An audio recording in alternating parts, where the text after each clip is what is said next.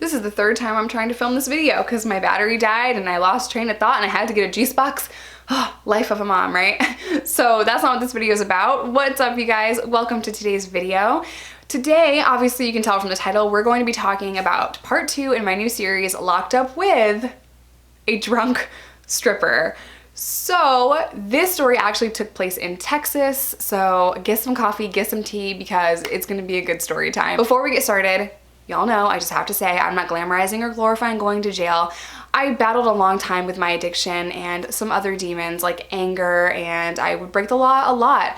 I was a very troubled individual. I've since grown and evolved so far past that. So hopefully you guys can take a little bit of entertainment out of this video and also a life lesson. Y'all know I'm gonna throw it in. All right, enough rambling. Let's go ahead and get started. Wait. One more thing. Have you guys seen my new tattoo vlog? I will leave it on the card up here. I am obsessed with this, so I'm gonna be like hella extra, you know what I mean? Like women that get engaged, they're always like, oh, excuse me. Oh, you know, that's how I feel right now. Like I just feel like I have to touch my hair. I'm gonna be so extra. Okay, anyway, this is like a 20-minute long intro for absolutely no reason.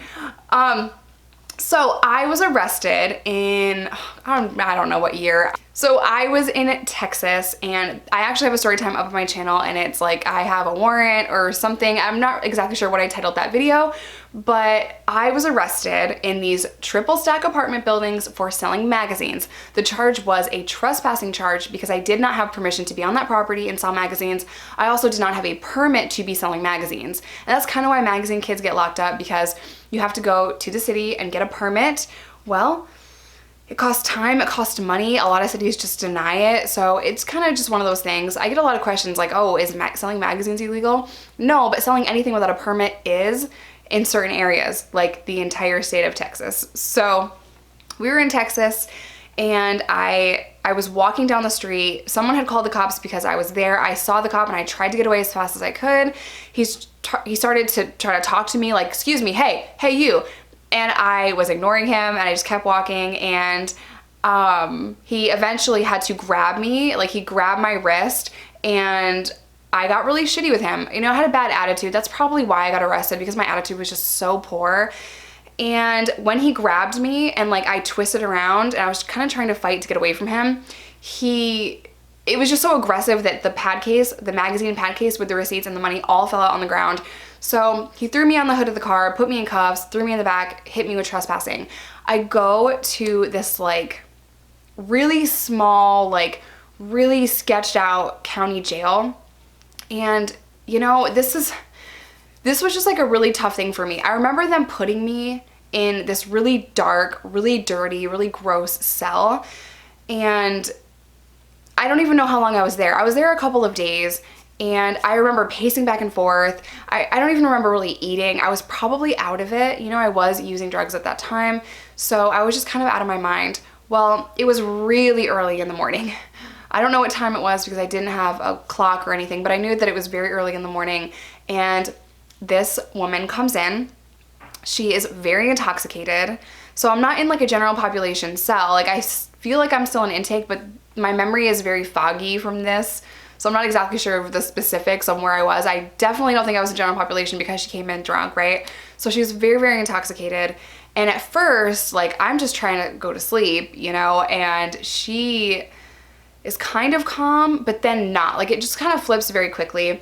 So she sits down, and it almost like switched in her brain like to be aggressive. Like she sat down and she thought about it for a minute, and then she jumped up and she was like, I want my underwire, I need a bra. And she's like screaming,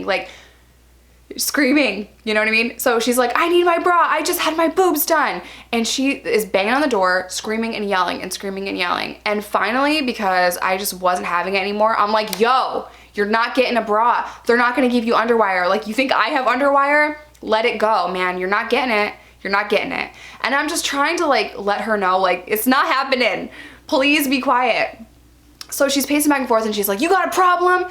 You got a problem? And she's like yelling at me, and I'm like, I got a problem if you don't shut up. Like, if you don't shut up, yes, I have a problem.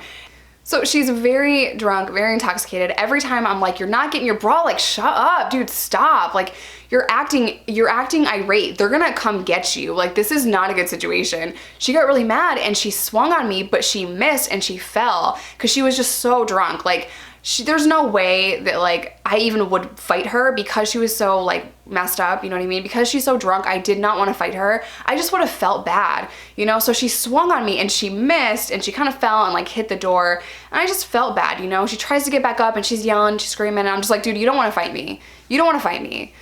And then she kind of turns her attention back on the guards because the guard had just walked by and kind of seen what was going on. I'm pretty sure there was a camera in that cell.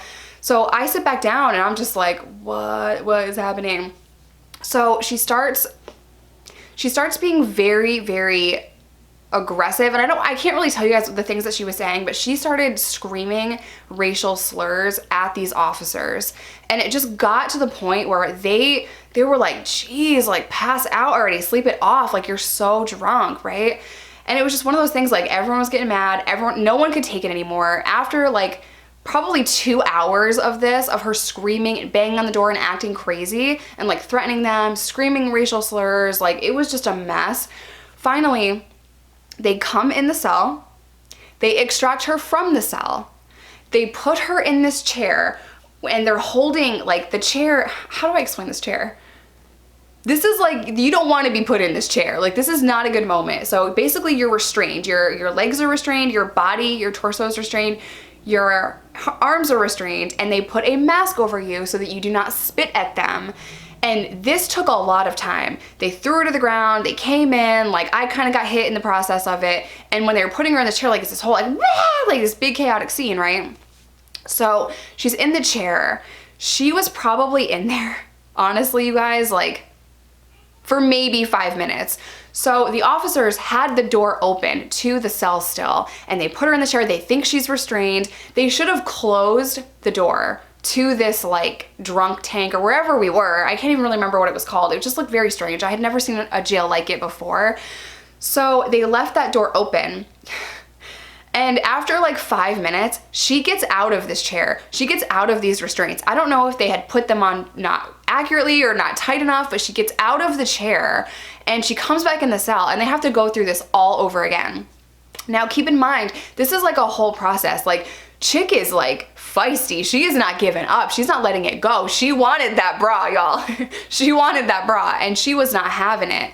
So they have to put her in the chair again. It's this whole thing. Now it's really tight, right? And now, because they put all of the restraints really, really tight, she's now screaming, they're tight, they're cutting my arm. And she is like screaming this. This goes on for hours. Like the sun comes up and she is still crying and screaming and crying and screaming and moving her body as much as she can and just acting so irate. Like, I don't understand what she drank. I don't know if it was like a combination, like a crazy cocktail. I don't know. Like, she was really, really out of her mind. I just remember thinking like, oh my God, I feel so bad for you. Like, you're gonna feel like crap in the next 24 hours. Like that hangover is gonna be so strong. So eventually, you know, I don't even know where they took her, but they took her away from me and I got a little bit of sleep. They popped open the cell and they gave me like a honey bun for breakfast, which I thought was really strange because not only have I never had a CO give me a honey bun, but he also gave me coffee, a styrofoam cup of coffee and a honey bun. And I put it in there, I put it in my cell and I'm just like, honey bun? Like, really? And this officer kind of smiles at me a little bit and closes the flap. And I just thought like maybe he thought I handled it really well, or maybe he's happy I didn't get in a fight with this girl. Maybe he's happy I didn't make it worse. I don't know. I don't know if he had seen me on the camera trying to like calm her down or whatever. But I have been in situations like that so many times where I've been locked up with people. It's like, please calm down. Please calm down. You're only making it worse. You know, like being put in jail and having your freedom taken away and maybe being on a substance can cause you to act like that, like you want to fight back. I think alcohol and other drugs actually makes you more irate when it comes to fighting back, but I've definitely wanted to fight back before. I'm just not that person. I'm not that person, not physically. I'm not gonna physically fight correctional officers because they win every time. And they'll pepper spray you, they'll beat you, they'll do whatever they can to submit you if they have to, you know, and I never wanted to do that. Like, I'm just like, I'm here to do my time. You know what I mean? Did I break the rules of the jail on more than one occasion? Of course, you know. But looking back, I'm actually grateful for every single time I was arrested because I have no idea what that was saving me from. And I remember at that time being so frustrated with myself, with my life, with law enforcement, with going in and out of jail. I was so frustrated with it, with the whole process, but I didn't actually look at the bigger picture. Maybe I was in jail because it was saving me from something, an overdose or a bad deal or someone coming after me. Like, you never know, you know?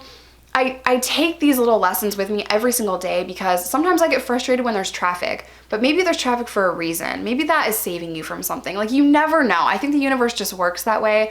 So I'm very grateful that I had that experience, and I can look back at it and just say, like, man, I'm so glad that I will never again be in a dark, dirty, disgusting cell with no shower, barely any food, with someone screaming and irate and crazy in my face. You know, I'm just very grateful for my sobriety and my freedom. Freedom is something that I always took for granted. I always took every day of my life for granted. I took waking up, I took taking a breath for granted, and now I take absolutely nothing for granted. If my eyes are open, I am blessed. So hopefully you guys took something from this story time, and I can't even stress this enough. If you find yourself in that situation, do not fight the cops. Do not fight the COs. They will come after you, they will submit you, and they'll use really extreme force if they need to. So, you know, don't do it. All right, you guys, I'm gonna end today's video here. Stay safe, stay sober, do not break the law or fight correctional officers, and I'll see you in my next one.